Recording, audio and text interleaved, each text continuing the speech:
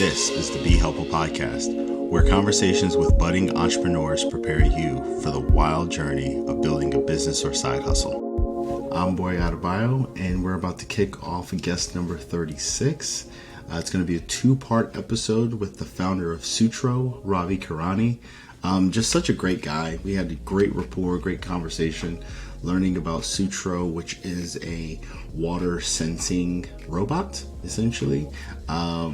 It's very fascinating because this is a product that didn't exist. So we get to talk to someone who had an idea, who had to go through prototyping for this product that didn't really exist.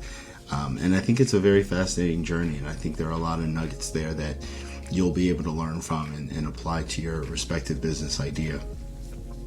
Also, other parts of the conversation I thought were really insightful that you'll hear over the next two episodes are, as I mentioned, the rules of prototyping and validating your idea and getting it to market as fast as possible so that you can get feedback.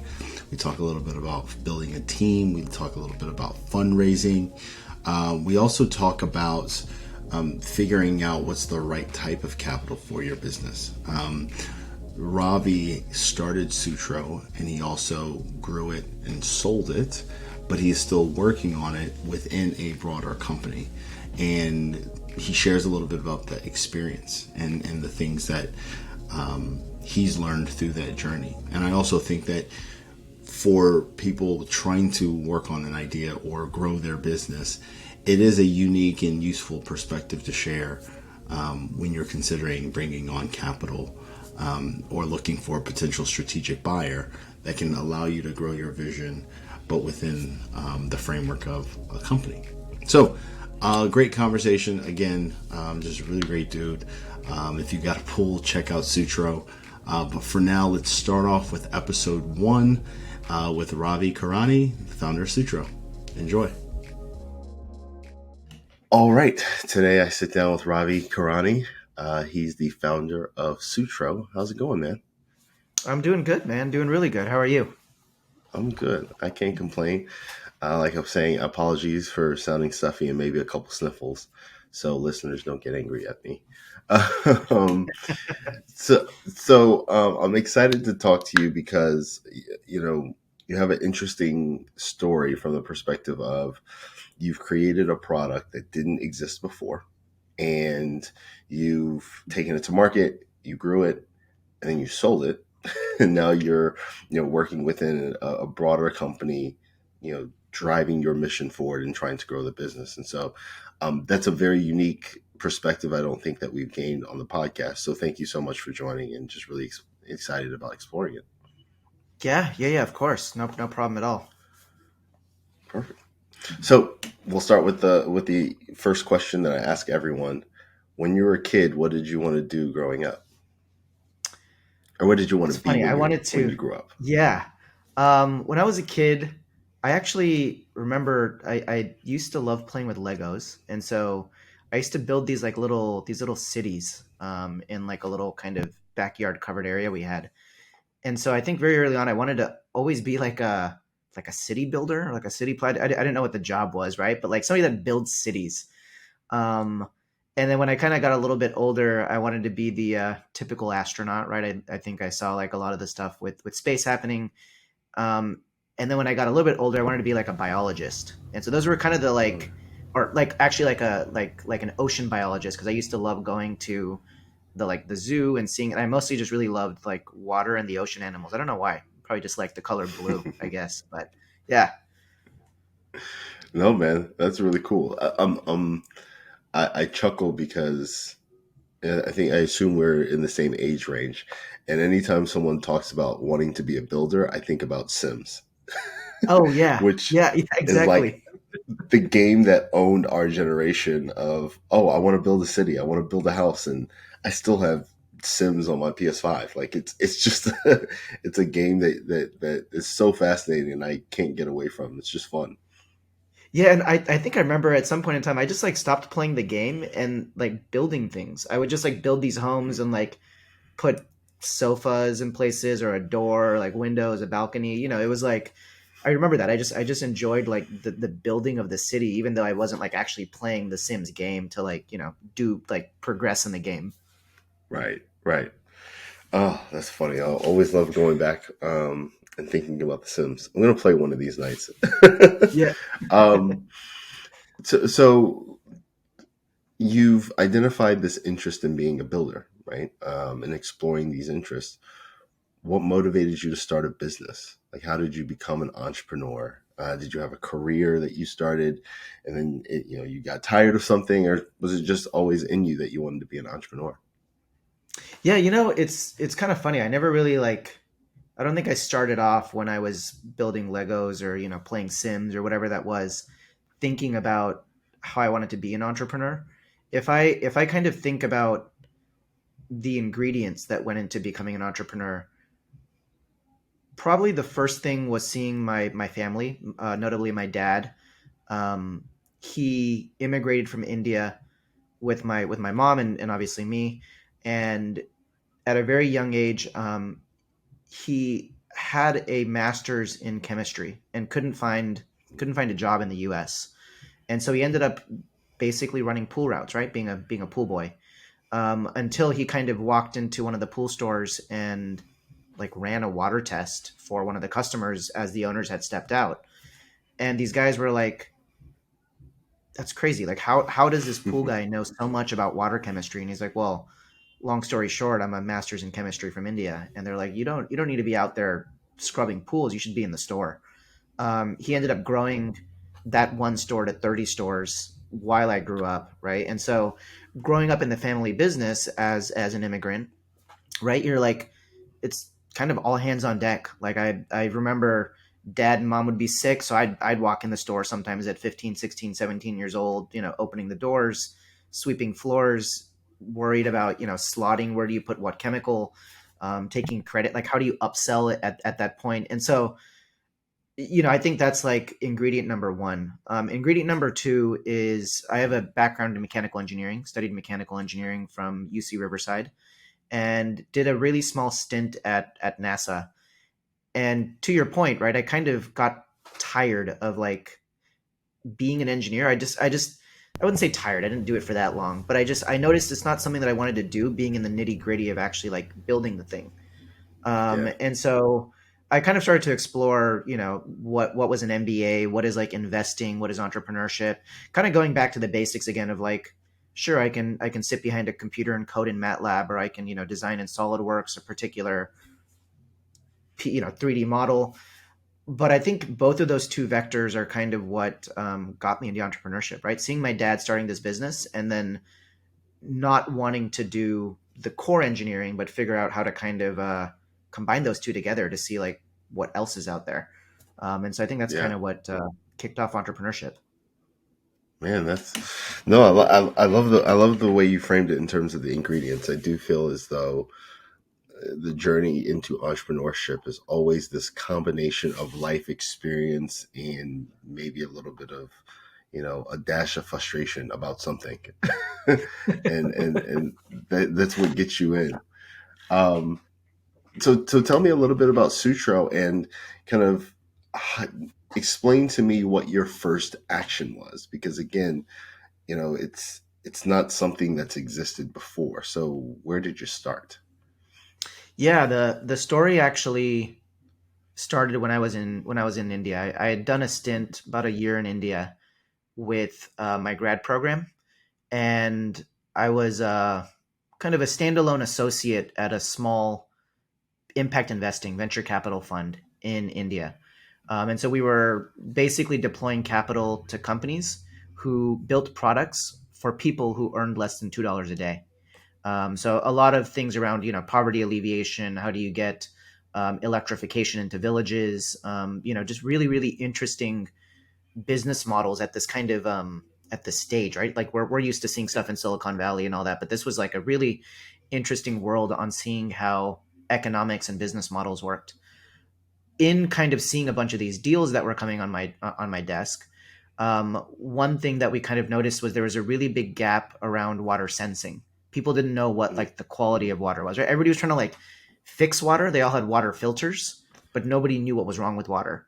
And so we Mm. kind of set out to build the first water sensor, right? Initially trying to deploy it into the Indian market. And, as you can probably imagine, working with the foreign government, especially India, it's riddled with red tape. And so Hmm. a really stupid decision from a startup standpoint to try to sell to a government. And so, long story short, it was a bit of a winding road, kind of ended up shelving the idea for a bit, came back to the US, after my stint was done. And I was like, hey, wait a second. Dad got into pools through water testing. Yeah. Um, that's all we did at pool stores. I mean, that's why you have a pool store. And I'm like, what if I flip this model around, sell the water sensor to a more wealthier clientele, notably pool owners, and the sensor was built as an architecture to scale into drinking water, agriculture, all of these things I wanted to do in India. And so Yeah. we just flipped the model around, and that's kind of what the initial impetus was of building Sutro as you kind of see it today. Yeah. No, that's pretty awesome. And that's actually really fascinating that your pivot was to just flip just go to the other end of the spectrum. It's like we're trying to, you know, we're trying to serve a specific audience in India, but it's going to be very challenging to serve them. So let's serve a different clientele who will need this service, generate the momentum more or less that you need, and then that allows you to kind of serve a broader audience down the road. That's pretty smart. How Exactly. did you guys, just out of curiosity, like what was the aha moment, right? Like was there a moment where you're just like, oh my gosh, this could work, or was it just feedback from investors having conversations with folks? It was actually at a Google startup weekend that was in San Francisco. So when I came back from India, I ended up working in between launching Sutro and leaving India, was a building consulting firm that did like energy efficiency and lead certification for buildings, right? So I got to see a lot of finance and energy efficiency and water efficiency within the built environment. And then actually right after I came back from India, I ended up working for another impact investing fund that was out of San Francisco, right? Kind of parallel to my work that I was doing in India already. Um, in between that, I went to a Google startup weekend, right? This like Friday, Saturday, Sunday thing. You pay like $50 or whatever the heck it is. Mm-hmm. And the whole goal is you're like in these like little teams and you kind of do a sprint over the course of a weekend. Um, Usually, they'll have a series of entrepreneurs or just people that are kind of bored and want to hang out over the weekend that like pitch a particular problem. And so I Yeah. remember I went up there and I pitched and I'm like, hey, I have this robot that measures water chemistry for swimming pools. Like, anybody want to be on my team? Can you guys upvote me so we can actually start this thing? And I got, the project got upvoted in the Google startup weekend. It was one of the 6 projects there. And then I had like a team of 6 people and we like, it was 3 days. We like ended up kind of validating the idea. It's very lean startup-y, very sprinty, right? You kind of just like go in Right. over the course of a weekend and you see if this thing's going to work. And it gave me the light bulb enough to be like, hey, this thing has legs. I should, you know, unshelf, pick up off the shelf this idea of the technology that we built in India, and let's actually go ahead and repurpose it for the swimming pool market. Yeah. No, that's pretty cool, man. And I love the fact that um, kind of these random kind of networking, just meet people, interact type events is yielding some value. Because even as an early stage entrepreneur, there's sometimes where you're just like, do I really need to go to this event? Is there Yeah, and you realize you never realize how impactful it could actually be. So thank you for sharing that. So one question I do have, excuse me, tell me about the prototyping process because this hasn't existed before. How did you find someone to build it? Were you in your garage building it? Like what was that process? yeah. So we kind of had a napkin sketch from India, right? The first rule of prototyping is to, as cheaply as possible, make something that's going to fulfill the problem that you're trying to solve, right? And in our case, it's water chemistry. We're trying to measure the pH, the free chlorine, and the alkalinity in a swimming pool, gather those insights from the information of what is the pH, and then tell you what to do, right? So add some acid, add some soda ash, whatever that might be. So it's a very simple loop. It's like, find out what's wrong with the water, crunch how to fix it, and then tell me how to fix it. The initial point of that is actually figuring out what's wrong with my water, right? And that's kind of what ended up happening when I realized that the sensing market was so broken from my India experience. And so the first thing we did from the prototyping process was we just went to Amazon and we said, what can we buy that is off the shelf that measures water chemistry? The technology that currently exists are these things called glass bulb sensors. And I won't go into the crazy physics of it or any of that. The best way of understanding what's wrong with these glass bulb sensors is to think about it as a car speedometer that's broken, right? So if you're traveling on the freeway and the speed limit says on the freeway that you should be traveling at 60 miles an hour, your feedback loop is, if my speedometer reads that I'm going 100 miles an hour, I should slow down. If I'm below 60, I should speed up, right? Very simple, if this, then that statement. The problem with these glass bulb sensors is now if your speedometer was saying that you're going 100 miles an hour and you're actually going 40, you're going to think you should be slowing down, but you should be speeding up. And so that's the problem with these sensors. They over time begin to drift, begin to kind of quote unquote break or, change what the initial value is. And then you don't know what that feedback loop is to go up or go down, right? Do I speed up or do I slow down, given my speedometer example? We used that technology. We deployed about 100 sensors, and we very quickly realized that if your input sensor data is screwed up, then how can I tell you to speed up or slow down? Because that whole thing is broken, right? If your pH is off, if I'm taking the input data and then crunching what to do and then telling you the wrong thing to do, well, that's not going to help you any, right? You're going to screw up your swimming pool and you're going to be swimming in unsafe water. So we kind of went back to the drawing board again, and we're like, we can't use these off-the-shelf things, right? Which kind of sucked, because the goal of a startup is to deploy something quickly, build it, get it out to the market, and then start iterating on it. But our initial first principles were broken because this off-the-shelf sensor didn't quite work. And so we went back to the basics, and we saw that, for those of you out there, you might know this, right? The way that you measure a swimming pool is you take a sample of water and you put a little food coloring inside there, right? Some chemicals, some reactant chemicals. Those chemicals then change the color of the water, the sample water, and then you know what the water chemistry is. Although those test kits are big, right? They're like the size of my hand to run one test. And so we said, hey, there's in the medical industry ways that you can run tests. And I'm not pointing to Theranos right now, but tests that do work. And microfluidics does exist as a technology. I studied it in mechanical engineering. And so microfluidics, really, really tiny fluids. How do you take this test kit that's the size of my hand and turn it to something that's the size of my nail? And so we went through that process. That was kind of the second iteration of our first sensor didn't work. That was the easiest way of getting to market. Let's try this more difficult option. Our first sensor cluster, because we literally were building something from scratch now, right? We're literally miniaturizing something that's bigger into something that's smaller, was the size of my desk and probably cost us $10,000 to make, right? Nobody's going to buy it at that cost, but your main goal then is, can I get something that works and that I can validate in the market from a sensor standpoint? Because if that works, now I know what's happening with the pool chemistry. I now know how to crunch the data and then what to do. That loop will work. So then you can go ahead and isolate that technology standpoint and then drive down the cost and figure out how to make it usable. But that's kind of long and short of how we got to the first stage of building out a sensor that's never existed in the market, by having a few failures of looking at something that is available, but it not working. Yeah. It's very interesting that you started with, what can we buy right now?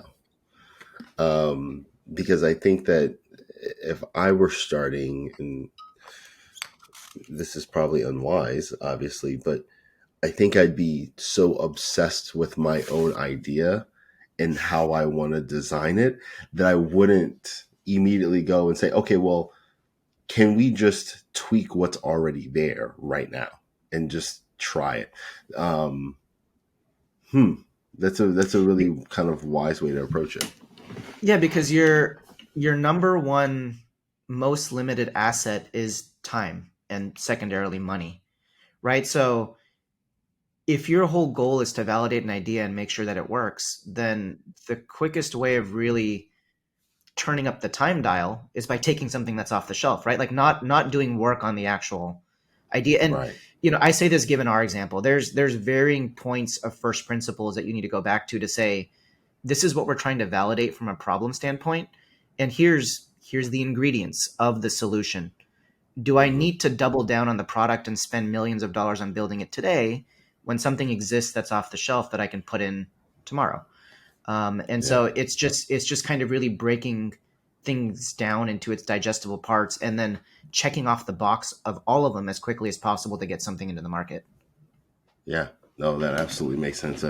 In consulting, we have this analogy. It's like, do you want to build it or do you want to buy it? Right? There's like, Exactly. yes, as a given company, you could build your own financial management system, but are you in the business of building financial management systems? And as a startup, it is very wise to understand like what's my unique value proposition, and that's the thing I'm going to spend time building rather than Hmm. reinventing the wheel for the commodity stuff that's in the space. Yeah. That makes a lot of sense.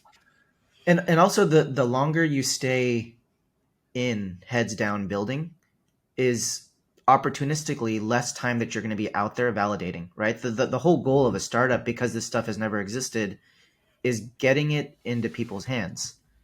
And Yeah. as quickly as you can do that, as fast as you can do that, the better. Because now you're getting you want feedback as quick as possible and not to keep the door closed and be sitting inside heads down. Now, granted, if the thing doesn't work, then don't deploy it, right? Like that was our Right. first problem. Right. And so yeah. So I'm curious, how did you build your team? What did your team look like at this stage? Did you raise capital and kind of have some initial investment when with the idea stage, or was it just kind of bootstrapped and then you created your prototype and then you got funded? How did Mhm. you put together a team? Yeah, we raised money pretty early on through an accelerator. We ended up joining a hardware accelerator called Bolt, Bolt VC, and their model was they had kind of shared resources in terms of a mechanical engineer, electrical engineer from a hardware standpoint, right? Because when you compare hardware to software ventures, right, or companies, hardware is 10x more hard because you have to like physically build a thing, right? There's bits and bytes. Um, the bytes are cool because you can hire a bunch of developers, but the atoms, the bits, are really really hard to do because if your plastic is off, if your electronics are off, if you don't think about your Wi-Fi connectivity, that's problematic. And so the fund's thesis, right, Bolt's thesis was, we'll go ahead and kind of create a shared group of folks that can help you on the hard part, on the bits part, and Yeah. also on the bytes part, but more notably, give you a little bit more resources than you otherwise would have had, so you can then get to market quicker.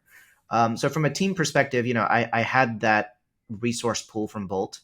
My first hire was actually a chemical engineer and a mechanical engineer, because very quickly when we realized that we needed to build this thing from scratch, and notably we needed to focus on microfluidics of chemistry, everything else from there on forward, the electronics, the software could kind of wait in a certain sense, right? We needed to get the core technology down, which was back to first principles, the actual chemistry, and then a little bit larger than that would be the mechanical side of how do you actually dose and make really really small amounts of liquid go into a flow cell. And so that's kind of that was actually my first two hires that we had when we started. All right. Sounds like it's I try to surround myself with engineers. I shouldn't say intentionally. It's just my closest friends from college are engineers, and the engineers are just extremely smart. Yeah. um, and it sounds as though, if I were to reframe it, you did a really good job of just doubling down on product and figuring out how to build the best product. How did you think about going to market? and kind of sales and marketing at that early stage? Because you are trying to get feedback, right? Yeah. Our Again, you start with this manifesto of get it out of the door as quickly as possible and get it into people's hands as quickly as possible. More notably, so you can collect no's, right? Collect as many no's as possible because you want to close all the doors in this room so you can focus on the one that you want to open. Because if all of the doors are open, you just don't know which way to go.